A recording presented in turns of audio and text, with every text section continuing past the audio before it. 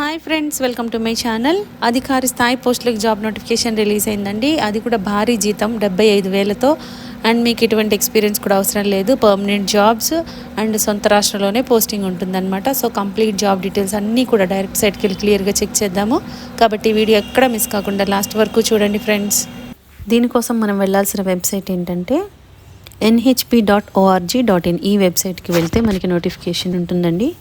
So notification ఈ విధంగా ఉంది. క్లియర్గా చూద్దాం డీటెయిల్స్ అన్నీ కూడా. ఇది కేంద్ర ప్రభుత్వ సంస్థ, ఇండియన్ గవర్నమెంట్ కింద పనిచేస్తున్నటువంటి నేషనల్ హౌసింగ్ బ్యాంక్ అన్నమాట.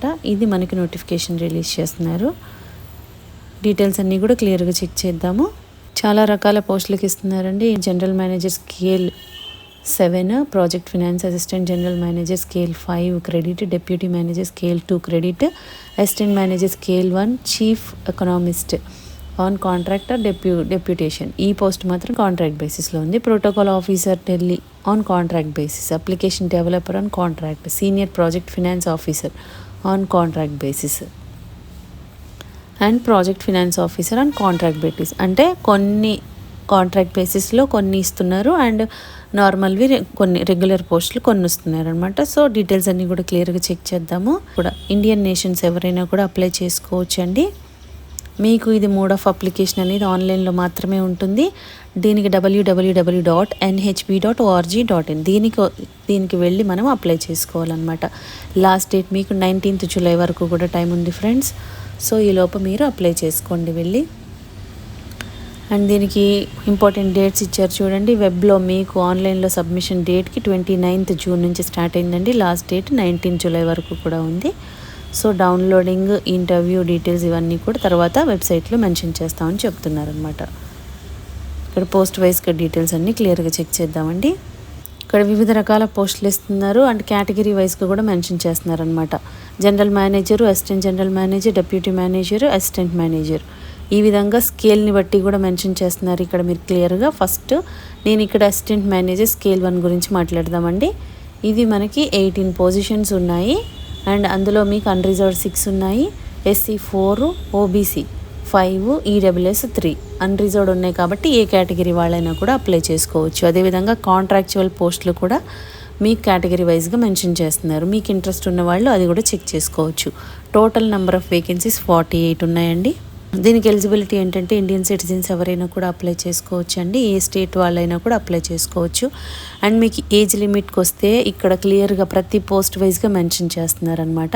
ఇది మినిమం ఏజ్, ఇది మ్యాక్సిమం ఏజ్ ఎంతవరకు ఉండాలనేది. ఇప్పుడు మనం అసిస్టెంట్ మేనేజర్ గురించి మాట్లాడుతున్నాం కాబట్టి మినిమం 21 ఇయర్స్ ఉండాలి, మ్యాక్సిమం 30 ఇయర్స్ వరకు కూడా ఉండాలన్నమాట. వాళ్ళు ఎలిజిబుల్ అవుతారు.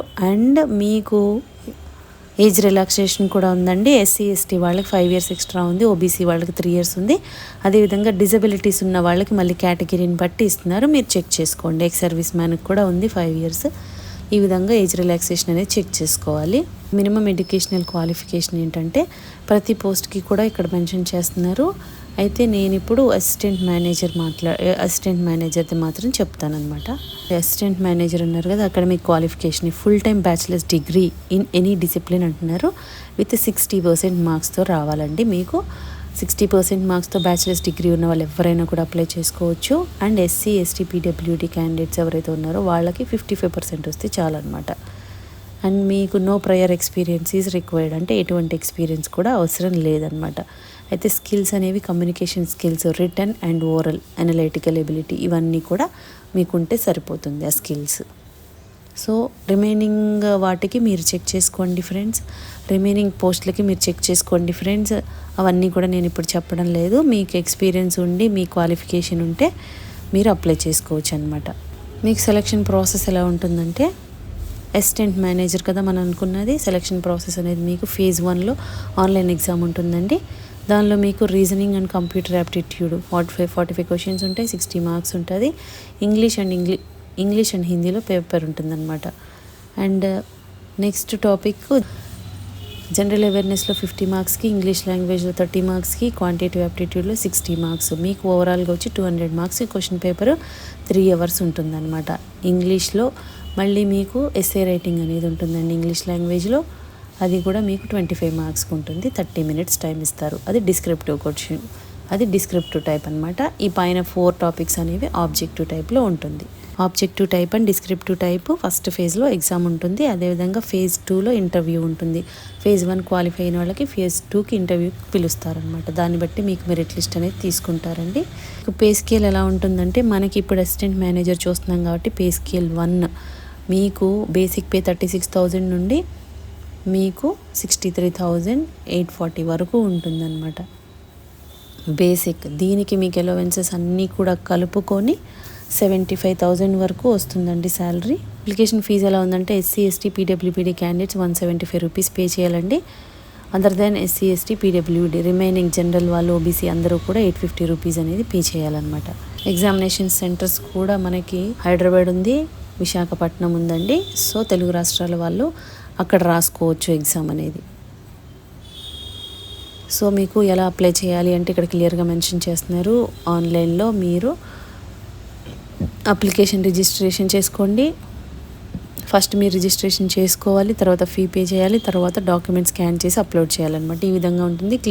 డీటెయిల్స్ అన్నీ కూడా ఇక్కడ క్లియర్గా మెన్షన్ చేస్తున్నారు. మీరు చెక్ చేసుకోండి ఎలా అప్లై చేయాలి అనేది. ఎవరైతే ఇంట్రెస్టెడ్ అండ్ ఎలిజిబుల్ క్యాండిడేట్స్ ఉన్నారో ఇమీడియట్గా అప్లై చేసుకోండి, లేట్ చేయకండి. 19th వరకు టైం ఉందండి.